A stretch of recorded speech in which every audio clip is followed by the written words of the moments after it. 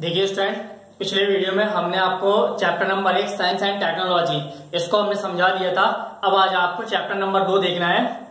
Chapter number 2 पदार्थ की संरचना एवं प्रकृति, यानी structure of matter and it's nature, कि जो कोई पदार्थ होता है उसकी संरचना क्या है और उसकी प्रकृति क्या है। तो सबसे पहले हमको ये जानकारी होनी चाहिए कि पदार्थ क्या होता है, मैटर क्या होता है, ये किसे कहते हैं। तो देखिए हमने यहाँ पे जैसे हेडिंग डाल दी मैटर, पदार्थ।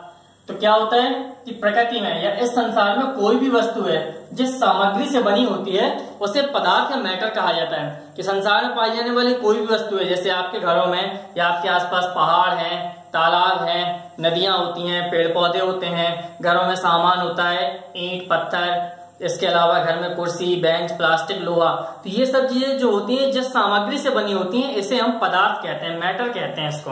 ठीक है, यानी प्रकृति में कोई भी वस्तु जिस सामग्री से बनी होती है उसे पदार्थ कहा जाता है। अब देखिए पदार्थ की 3 अवस्थाएं होती हैं। सबसे पहले पदार्थ, या ऐसा हम बोल सकते हैं पदार्थ 3 प्रकार का होता है। एक होता है ठोस सॉलिड, दूसरा होता है लिक्विड या जिसको हम द्रव बोलते हैं, और तीसरा होता है गैस, इसको गैस ही कहा जाता है। ठीक है, तो पदार्थ 3 प्रकार का होता है, सॉलिड लिक्विड एंड गैस। या तो वो ठोस अवस्था में होगा, या लिक्विड अवस्था में होगा, या गैस अवस्था में होगा। एक चौथी अवस्था होती है प्लाज्मा। अब देखिए यहां पर क्या है, तो आपको ये ध्यान रखना है ठोस द्रव गैस पदार्थ की 3 अवस्थाएं होती हैं। इसके बाद जो अगला टॉपिक आता है वो होता है अणु। अब सबसे पहले हम ये समझना अणु किसे कहते हैं, इंग्लिश में बोलते हैं मॉलिक्यूल्स।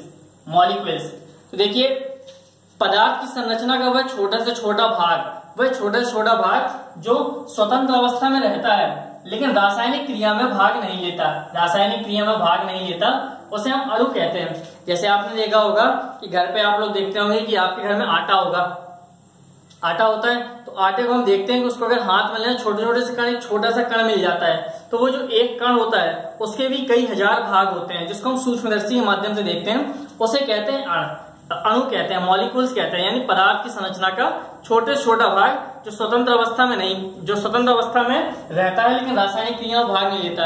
जैसे आपने चौक देखी होगी, खड़िया जो होती है बोर्ड पे लिखा जाता है, तो छोटे छोटे से कण दाने नीचे गिर जाते हैं, उसका भी कई हजारों भाग वो कहलाता है अणु, जिसको हम सूक्ष्मदर्शी के माध्यम से देखा जाता है। ठीक है, तो उसे हम अणु कहते हैं।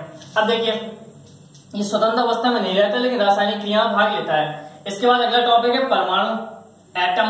अब परमाणु किसे कहते हैं, देखिए पदार्थ की संरचना का वह छोटे से छोटा भाग जो स्वतंत्र अवस्था में नहीं रहता लेकिन रासायनिक क्रिया में भाग लेता है, उसे परमाणु कहते हैं। कि पदार्थ की संरचना का छोटे से छोटा कण जो स्वतंत्र अवस्था में नहीं रहता लेकिन रासायनिक क्रिया में भाग लेता है, उसे परमाणु कहते हैं। तो हमने आपको बताया कि जैसे हमने चौक का एक छोटा सा कण लिया, उस कण के भी 2 भाग होते हैं।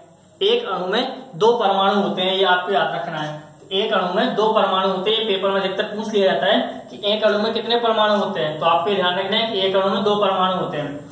तो जो परमाणु होता है वो स्वतंत्र अवस्था में नहीं रहता है लेकिन रासायनिक क्रिया में भाग लेता है। अब देखिए अगला टॉपिक है एलिमेंट, ये तत्व किसे कहते हैं। अब देखिए तत्व इंग्लिश में बोलते हैं इसको एलिमेंट।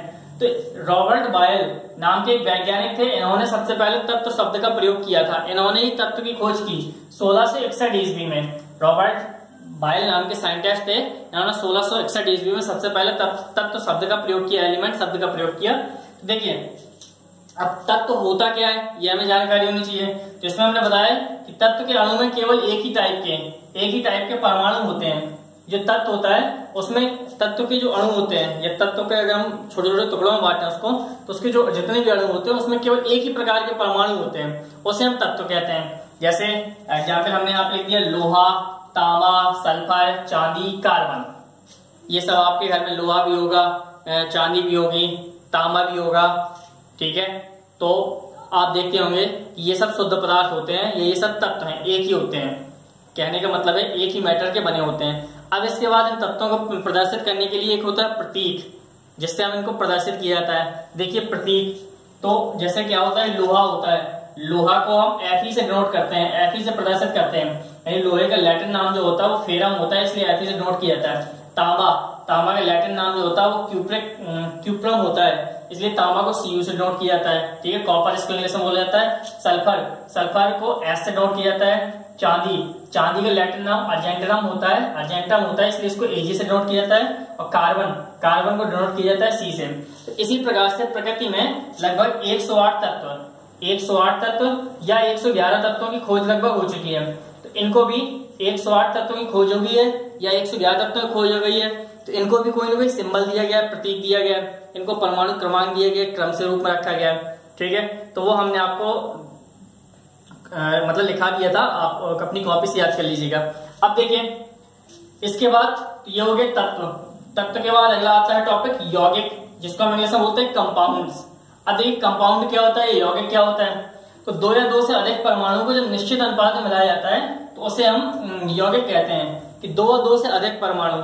अभी हमने तत्व में बताया था कि तत्व में केवल एक ही प्रकार के परमाणु होते थे, अब यौगिक में दो प्रकार के परमाणु होते हैं, दो से ज्यादा भी हो सकते हैं। दो या दो से अधिक परमाणु को जब एक निश्चित अनुपात में, मतलब किस अनुपात में मिलाना है, ये कोई जरूरी नहीं है कि हमारी जो इच्छा है कि हमने पता चला कि कोई नया पदार्थ बनाना है, जैसे हमें स्टील बनाना है तो स्टील में पता चला कि चाहे जितना लोहा मिला दिया, चाहे जितना, कहने का मतलब है जैसे हमें पीतल बनाना है तो पीतल में क्या होता है, आपने देखा होगा पीतल में तांबा और जस्ता का प्रयोग किया जाता है।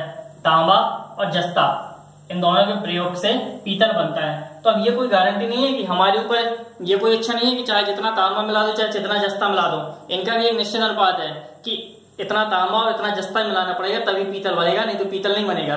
तो यौगिक होता है तो दो या दो से अधिक परमाणु के निश्चित अनुपात में जब मिलाया जाता है तो यौगिक बनता है। जैसे जल है, जल एक यौगिक है। जल का सूत्र होता है H2O, यानी हाइड्रोजन के दो परमाणु और ऑक्सीजन का एक परमाणु, ये जब मिलते हैं तो जल बनाते हैं। हाइड्रोजन के दो परमाणु और ऑक्सीजन के एक परमाणु से मिलकर जल बनता है। अब देखिए हाइड्रोजन जो होता है, कहने का मतलब है आग लगाने में सहायक होता है, और जो ऑक्सीजन है, ऑक्सीजन गैस आग लगाने में सहायक होती है।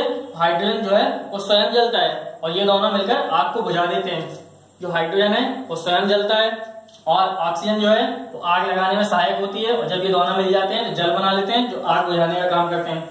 ये बहुत फैक्ट मोस्ट है जो कि अधिकतर पेपर में पूछा जाता है। इसके बाद चीनी का फार्मूला होता है C12H22O11, यानी कार्बन के 12 परमाणु, हाइड्रोजन के 22 परमाणु और ऑक्सीजन के 11 परमाणु, इनसे मिलकर चीनी बनती है। चीनी को ग्लूकोज भी कहा जाता है। ये इसका फार्मूला है C12H22O11। ठीक है, ये हो गया चीनी। अब देखिए जैसे इसके बाद हमने यहाँ पे कुछ यौगिक लिखे हैं, कंपाउंड लिखे हैं और इनके अणुसूत्र या सूत्र लिख दिए कि इनके फार्मूला। ये देखिए ये बहुत मोस्ट है और पेपरों में कोई ना कोई कंपाउंड्स पूछा जाता है, तो ये आपको ध्यान से लिखना और याद करना है। देखिए ये सबसे पहले हमने लिखा सोडियम क्लोराइड, इसको नमक बोलते हैं। इसका फार्मूला होता है NaCl। क्या होता है? NaCl होता है इसका फार्मूला, सोडियम क्लोराइड, नमक, NaCl। दूसरा होता है सल्फ्यूरिक अम्ल, इसका फार्मूला होता है H2SO4, यानी हाइड्रोजन के 2 परमाणु, ऑक्सीजन का, सल्फर का 1 परमाणु, ऑक्सीजन के 4 परमाणु से मिलकर सल्फ्यूरिक अम्ल बनता है। पेपरों में देखते ये पूछा जाता है, ये पूछा जाता है आपको कि सल्फ्यूरिक अम्ल का सूत्र क्या होता है। सल्फ्यूरिक अम्ल का सूत्र होता है H2SO4। ठीक है, इसके बाद अगला है नाइट्रिक अम्ल। नाइट्रिक अम्ल का फार्मूला होता है HNO3, H से हाइड्रोजन, N से नाइट्रोजन, O से ऑक्सीजन। ठीक है, हाइड्रोजन का 1 परमाणु है, नाइट्रोजन का 1 परमाणु है, ऑक्सीजन के 3 परमाणु है, तो नाइट्रिक अम्ल का फार्मूला होता है HNO3। इसके बाद अगला कैल्शियम कार्बोनेट। कैल्शियम कार्बोनेट को देखिए चूना पत्थर भी कहा जाता है। इसका फार्मूला होता है CaCO3। इसका मतलब Ca से हो गया कैल्शियम, C से कार्बन, O से ऑक्सीजन। कैल्शियम का 1 परमाणु, कार्बन का 1 परमाणु, ऑक्सीजन के 3 परमाणु से मिलकर चूना पत्थर बनता है, यानी कैल्शियम कार्बोनेट। इसका फार्मूला है CaCO3। इसके बाद अगला है कैल्शियम हाइड्रोक्साइड। इसका फार्मूला है CaOH का होल ट्वाइस। CaOH ऐसा ब्रैकेट में रहेगा, यहाँ 2 लगा दिया जाता है तो इसको होल ट्वाइस बोला जाता है, यानी हम इसको बोलेंगे CaOH का होल ट्वाइस। इसके बाद चीनी, ग्लूकोज का फार्मूला होता है C12H22O11।